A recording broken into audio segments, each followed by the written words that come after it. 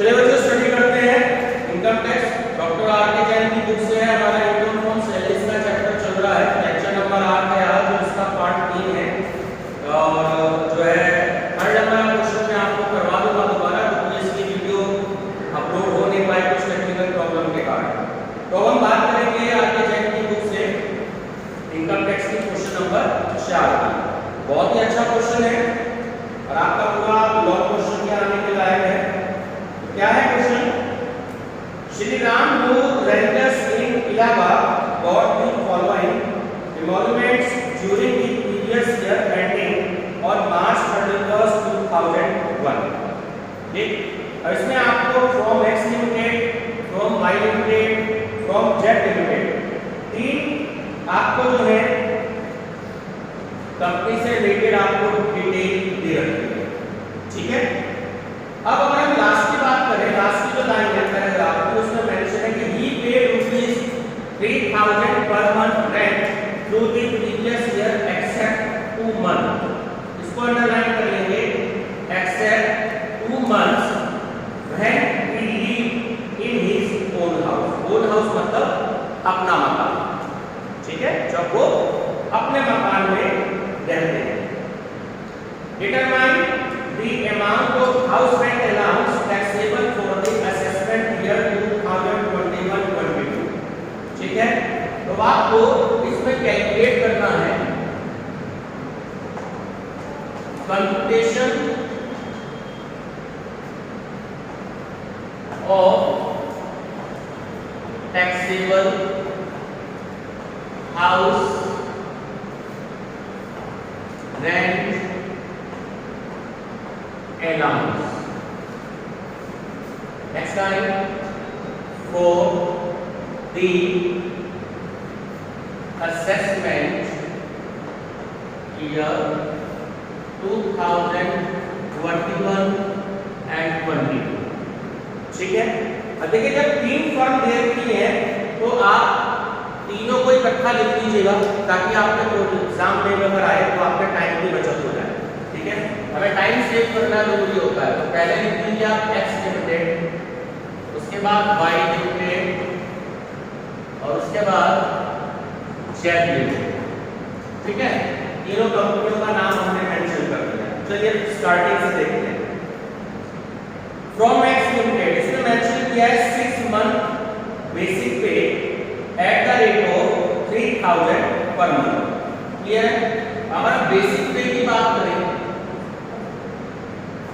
Basic पे तो 3 6 18,000 उसका अमाउंट आ गया। ये बात क्लियर होगी। नेक्स्ट है DLS पे forming part of basic pay at the rate of 250 per month. ठीक, कोई दिक्कत नहीं है। आपसे इसने DLS पे कहा है, तो DLS पे 250 को जब आप 6 से मल्टीप्लाई कर देंगे, 6 मंथ की क्या रहा है, कितना आ जाएगा 1500। ठीक है, नेक्स्ट कह रहा है and house rent allowance rupees 1000 per month. ठीक है, house rent allowance rupees 1000 per month. इसकी हम जो कैलकुलेशन है थोड़ी सी बात में करेंगे, तीनों की इकट्ठी करके। ठीक है, चलिए नेक्स्ट क्या कह रहा है आपसे। एक जगह आपको उसने दे रखा है, बहुत ध्यान से देखें। अब Y लिमिटेड की बात करते हैं पहले। From Y limited 4 month basic pay at the rate of ₹4 per month. ठीक है, यानी कि 4 महीने भी देना है। तो अगर आपने Y लिमिटेड की बात करें तो 4 4 जा 16। ये क्लियर हो गया। सेकंड मेंशन है DLS allowance at the rate of 25% of basic pay। ठीक है, under the terms of, नहीं उसने मेंशन था under the terms of employment, तो DA को हम अनूठी शामिल नहीं करेंगे। ये वाली बात आपको याद रखनी है। ठीक है, नेक्स्ट कह रहा है कि commission on sale at the rate of 5% in bracket on sale affected during the 4 month ₹1 lakh। तो 1 लाख का 5% हो गया आपका 5000। तो कमीशन ऑन सेल 1 लाख का 5% हो गया आपका 5000। ये वाली बात बताएं, क्लियर है? चलिए इसमें भी आपको फिर आगे हाउस रेंट की बात कर रहा है तो वो भी हम करते हैं 2 मिनट बाद। अब नेक्स्ट की बात करते हैं फ्रॉम जेड लिमिटेड की। From Z limited 2 month salary eight the rate of 8000 per month. तो ठीक है 8 × 16 यहाँ पे आ गए हमारे 16,000। यहाँ तक क्लियर है?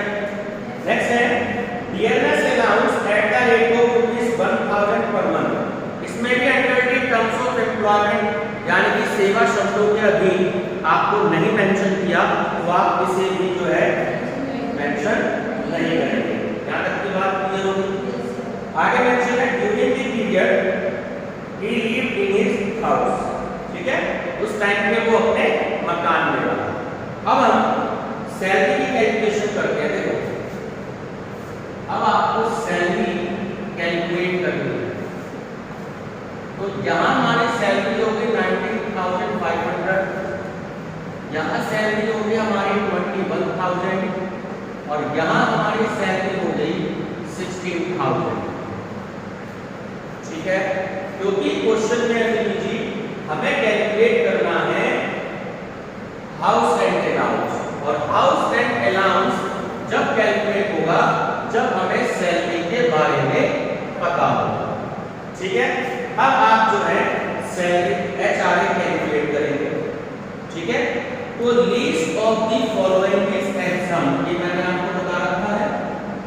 Least of the following is exam. हम 1 बाय 1 करके बात करेंगे। चलिए ठीक है, अब हम एक्स लिमिटेड की बात करते हैं। फर्स्ट नंबर में क्या आता है? Actual HRA receive. ठीक है, एक्चुअल HRA रिसीव। केवल आप एक्स की बात कर रहे हैं, अभी वाई की बात नहीं करेंगे। बोलिए कितना है? कितना रखा है HRA फर्स्ट में? 1,000 पर मंथ। 6 महीने की है ना, फर्स्ट में 6 मंथ की बेसिक है। 1,000 को जब हमने 6 से डिवाइड किया तो यानी कि 6,000 डाल दिया। ये बात क्लियर हो गई? सेकंड क्या होता है? रेंट पेड यानी कि मैंने आपको बताई थी कि एक्सिस ऑफ क्या लाएंगे?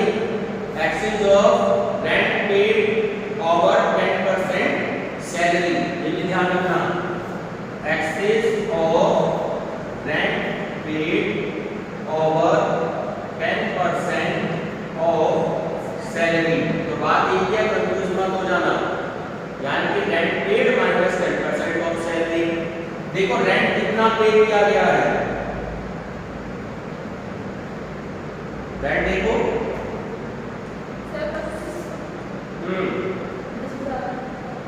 कहाँ है 10,000? कहाँ रखा है आपको रेंट पे? सबसे लास्ट की लाइन आएंगे।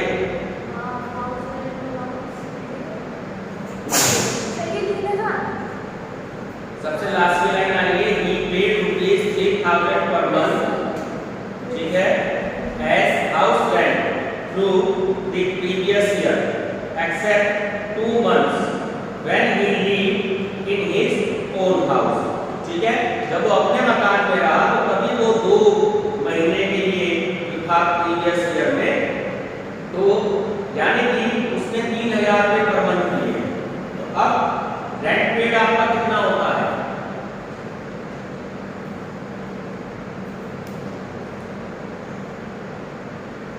अरे 6 महीने के लिए कहा उसने, पहले 18,000 हो गया। बात क्लियर आ गई?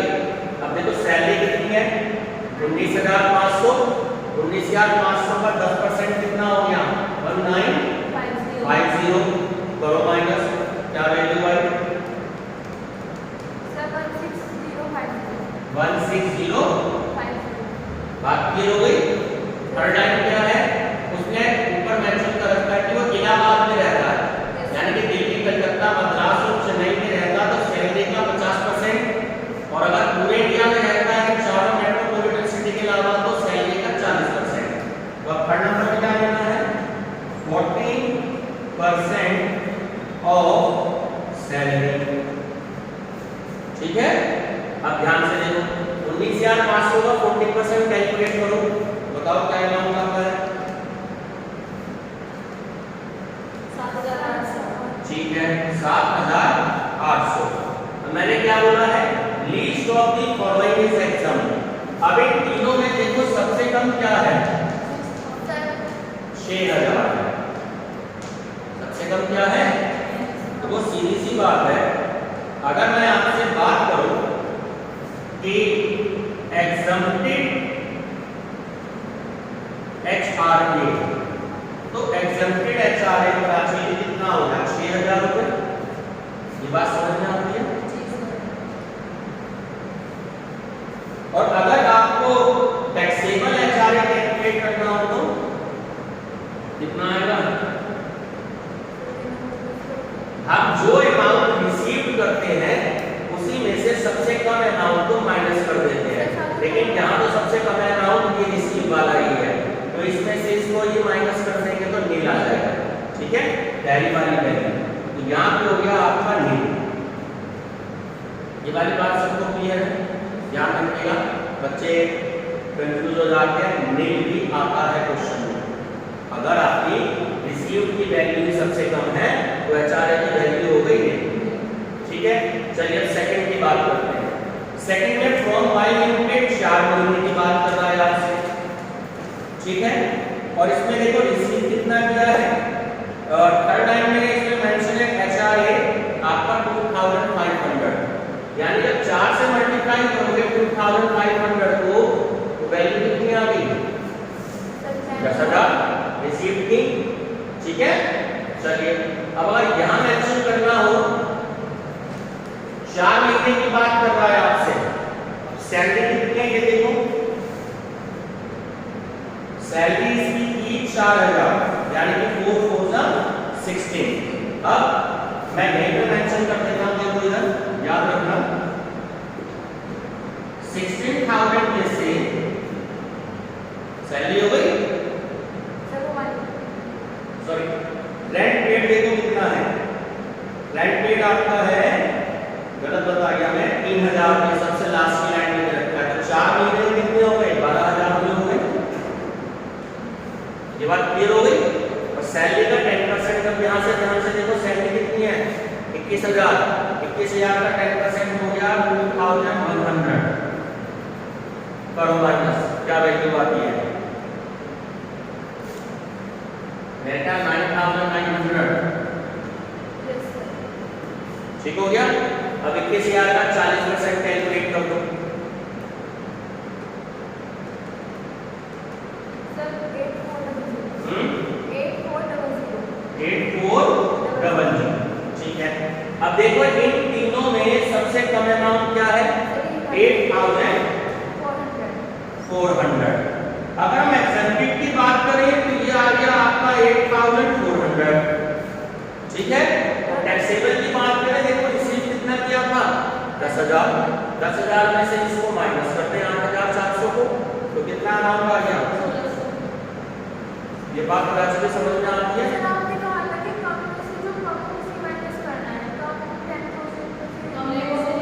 बेटा रिसीव में से माइनस कर करोगे, इन तीनों में से सबसे कम क्या हो गया,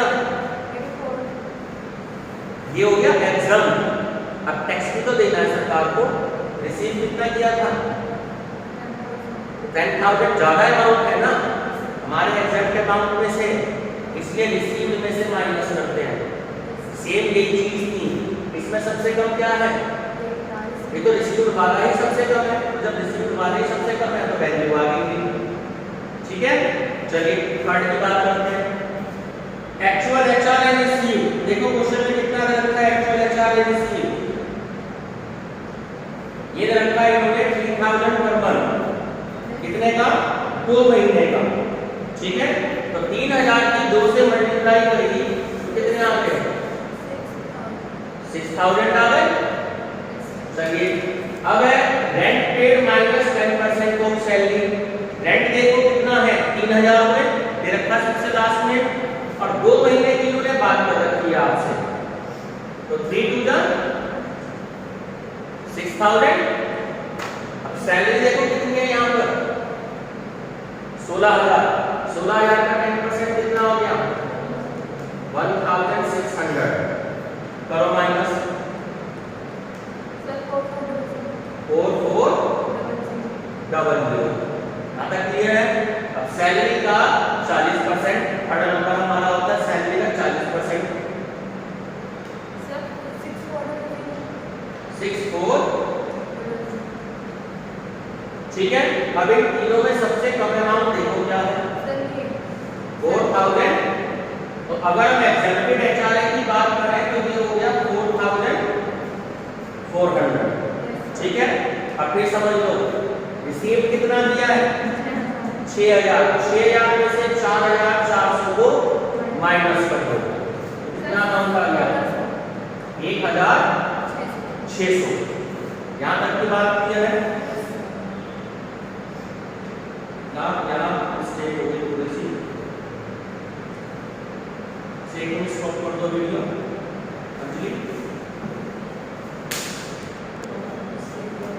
ठीक है, यानी कि 2 महीने का हमें इंक्लूड नहीं करना है उसमें क्वेश्चन में हमें डिडक्शन में कहा है। तो यहाँ क्या आ गया? नेट। इधर क्या आ गया? नेट। और एग्जाम्पल में क्या आ गया? देखो इनमें से कम क्या है? प्राचीन यहाँ देख लीजिए, नेट सबसे कम है।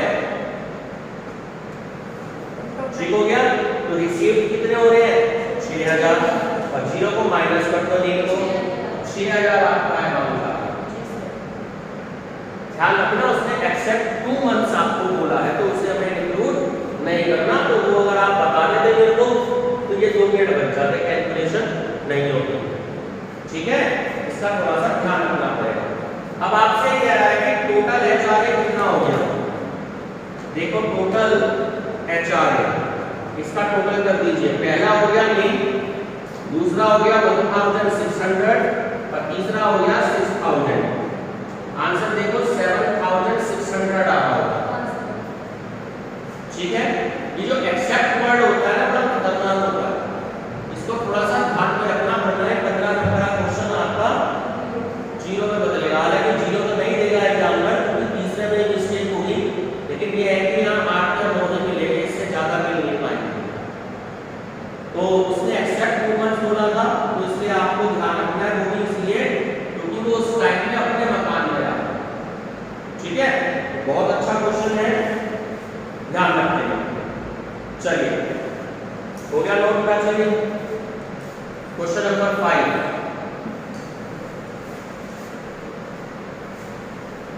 अब धीरे धीरे देखो ये जो हम स्टार्टिंग के ये जो क्वेश्चन सीख रहे हैं, छोटे छोटे पॉइंट, ये आगे जाके जो 9 क्वेश्चन आएंगे, 1-2 क्वेश्चंस के और बाद में, तो वहां पे ये सारे वर्किंग नोट आपको कैलकुलेट करने होंगे।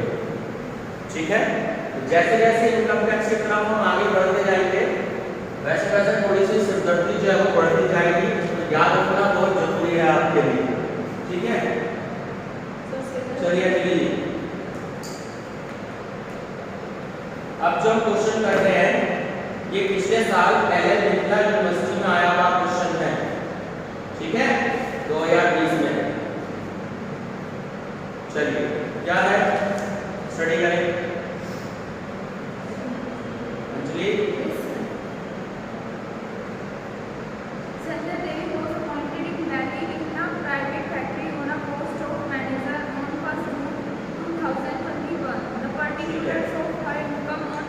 डेट पर डिजाइन कर लीजिएगा।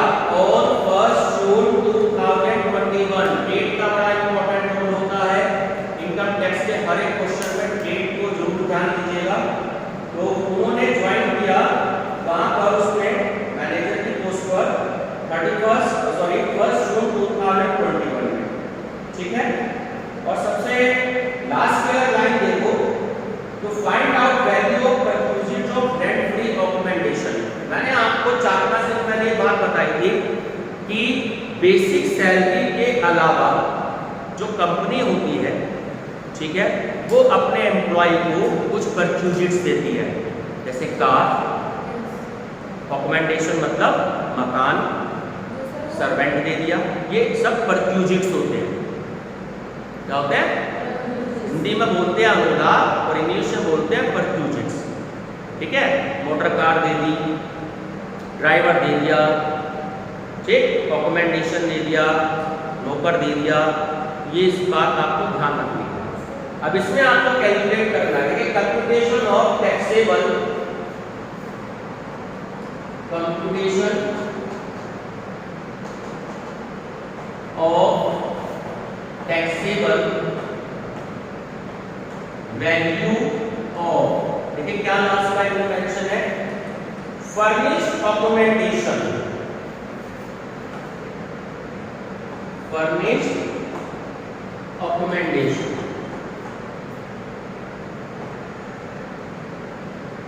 मैंने आपको बताया था उस दिन, ठीक है, फर्निश्ड अकोमोडेशन जो है। अब चलिए, अब आपको सैलरी कैलकुलेट करनी है सबसे पहले, ठीक है।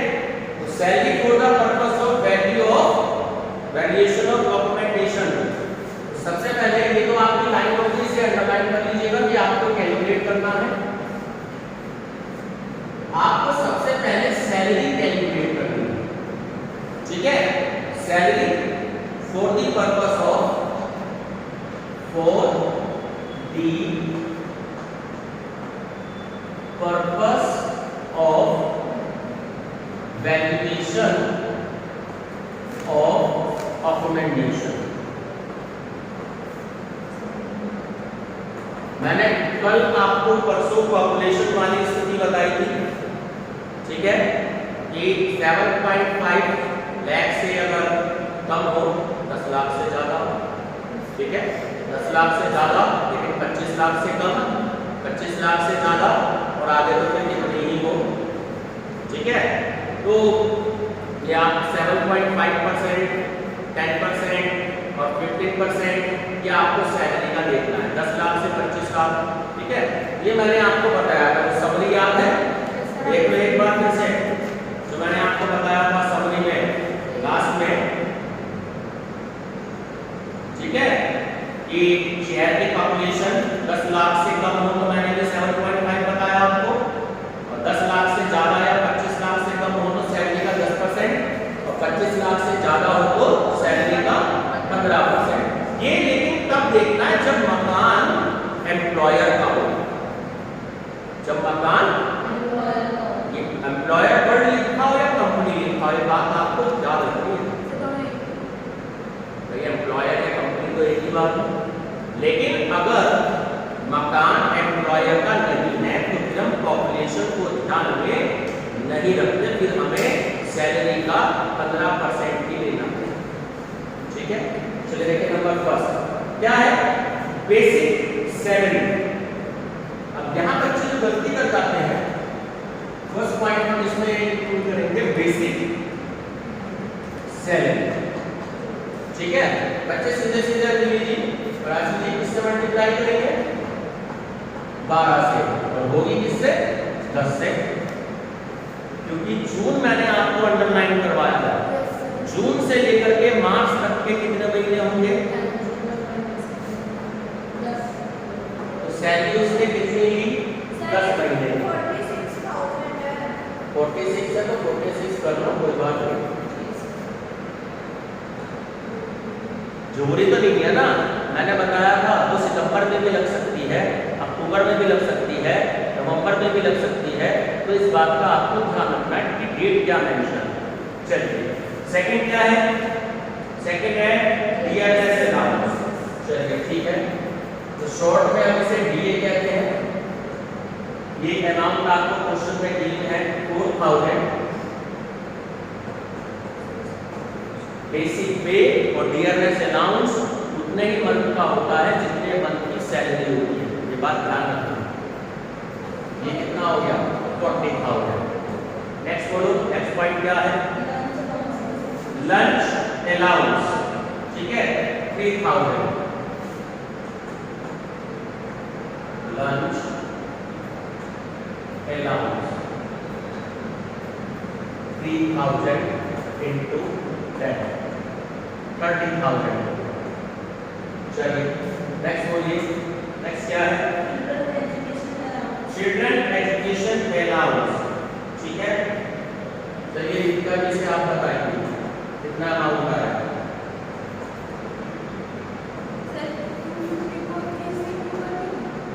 चिल्ड्रन एजुकेशन अलाउंस इसने आपको 250 पर मंथ दे रखा है और 3 चिल्ड्रन के लिए दे रखा है। बताइए क्या अमाउंट आएगा, कैसे कैलकुलेट करेंगे?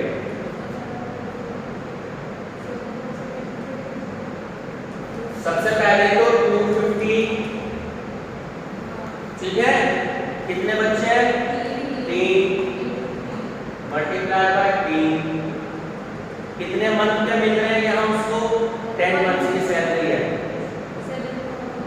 तो अमाउंट क्या आ गया? 7000। ये बात समझ में आती है? और मैंने एक चीज आपको बताई थी, माइनस सरकार कितने रुपए देती है? केवल 100। कितने? 100, ठीक है। कितने बच्चों के लिए? केवल 2 बच्चों के लिए। ये बात समझ में आती है? और कितने महीने हैं यहाँ पर? 10 महीने। तो क्या अमाउंट आता है आपका? ये बात समझ में आई? तो इस तरीके से आप इसे चेंज करेंगे और यहाँ आउटर कॉलम में 5500 माइनस करेंगे, ठीक है। कई बच्चे जल्दी जल्दी में 12 कर जाते हैं, लेकिन 12 जब होंगे जब उसके पूरी 12 महीने की सैलरी होगी तभी तो करोगे। लेकिन वो जब 5 महीने की या 10 महीने की सैलरी ले रही है तो उतने से ही आपको मल्टीप्लिकेशन करनी है। ये बात क्लियर हो गई? चलिए अब इसको ऐड करके बताइएगा कि क्या अमाउंट आता है सैलरी। फिर हम आगे क्वेश्चन देखते हैं कि क्या है।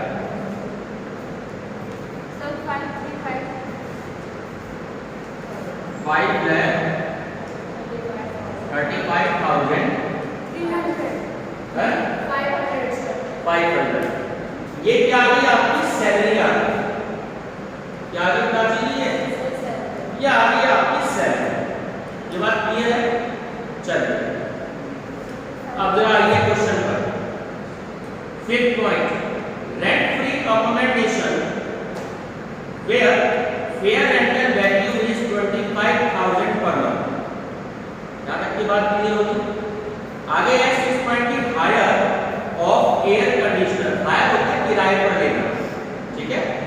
Air conditioner provided in the accommodation ₹800 per month and cost of other furniture ₹60,000।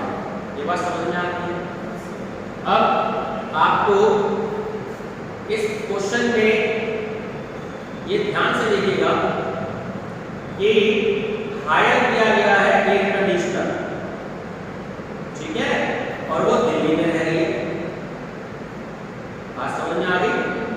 तो इस क्वेश्चन में अगर कोई नोट नहीं दिया, ठीक है, ऐसे क्वेश्चन में अगर कुछ क्लियर ना हुआ होता तो हम ये मान के चलते हैं कि वो मकान कंपनी का खुद का है।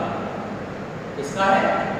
इस क्वेश्चन में कहीं नहीं लिखा है कि rent paid by the company या house is owned by the company, में लिखा है। जिस क्वेश्चन में ना लिखा हो आप ये मान के चलेंगे कि वो मकान कंपनी का खुद का है, ठीक है। इसलिए दिल्ली की जो पॉपुलेशन है वो 25 लाख से ज्यादा की है, जाहिर बात है कैपिटल है, सैलरी का 15%। ये बात आपको याद रखनी है। राजू जी समझ में आ रही है बात? चलिए तो 15% ऑफ सैलरी,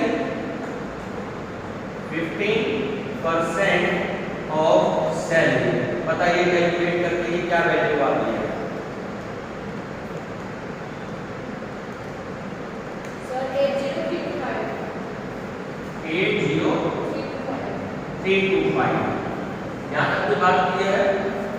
चलिए अब उसने जो आपको एसी का कंडीशन दिया, कॉस्ट ऑफ फर्नीचर दिया, तो हम उसको ऐड कर देंगे।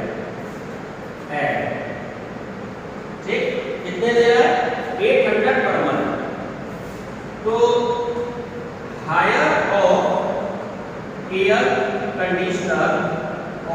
800 पर मंथ। ठीक है, सीधी सी बात है, कितने महीने के लिए है? 10 महीने के लिए। जब वो 10 महीने की सैलरी ले लिया तो चाहो तो यहाँ पे मैं लिख भी देता हूँ जिससे आपको याद भी रहेगा। और 10 मंथ्स 8,000 रुपए तो एसी का रेंट आ गया। ठीक है, सेकंड कॉस्ट ऑफ फर्नीचर। अब बच्चे देखो इसमें गलती करते हैं, कॉस्ट ऑफ फर्नीचर। ठीक है, कितनी बताएगी अंजलि जी? 10%, ना 9% ना 11%, ध्यान रखना। तो 10% cost of furniture for 10 months. अब ध्यान से समझ लो कि इसकी कैलकुलेशन कैसे करनी है। कितने रुपए देखो फर्नीचर के दे रखे हैं उसने आपको? 7,000 रुपए दे रखे हैं। ठीक है, अब ध्यान से समझो, 7,000 रुपए का तो सबसे पहले आपने 10% कैलकुलेट करना है, कर लिया? फिर 10 मंथ्स की कैलकुलेशन कर लेनी है। 10 into 12 करो, सो क्या वैल्यू आएगी? हाँ, जो भी आ रही है तो तुमने कैलकुलेशन करी होगी तो तुम्हें पता होगा। 6,000 का 7,000 का 10% 6,000, ये तो हमें करना ही करना है। अब 10 महीने तक उसने यूज किया तो 10/12। अगर 9 मंथ्स का होता तो 9/12, 8 मंथ्स का होता तो 8/12। अब इसका कंप्लीट करो और फिर आंसर चेक करते हैं। 80 और 88 और 5 मिलान में मेरे हिसाब से तो 93325 आता है। ठीक है, 93325 यही आंसर है। तो इसे हम क्या कहेंगे? Value of rent free furnished house. Value of rent free furnished house. बहुत अच्छा और बहुत इंपॉर्टेंट क्वेश्चन। ठीक है, चलिए बाकी क्वेश्चन जो है कल करेंगे।